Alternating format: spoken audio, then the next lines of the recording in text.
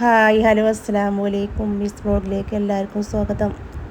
ഇനി അച്ചാറിൻ്റെ വീഡിയോ കേട്ടോ. നമുക്ക് വീഡിയോക്ക് പോയാലോ. ആദ്യം ഒരു ചട്ടി വെച്ചിട്ടായിരുന്നു കുറച്ച് നല്ലെണ്ണം പറന്ന് കൊടുക്കുക കേട്ടോ. എന്നിട്ട് കുറച്ച് കടുകും ഉലുവി ഇട്ട് കൊടുക്കുക. അത് പൊട്ടി വരട്ടെ.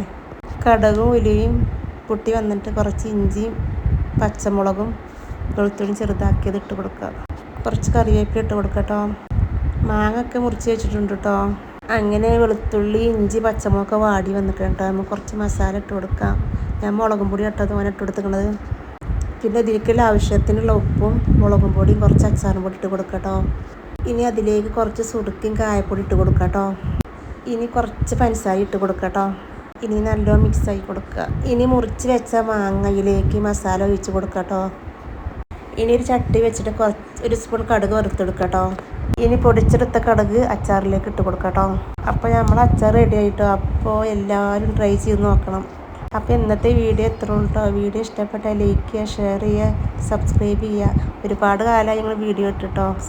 എല്ലാവരും സപ്പോർട്ട് ചെയ്യണേ. അസ്സലാമു അലൈക്കും.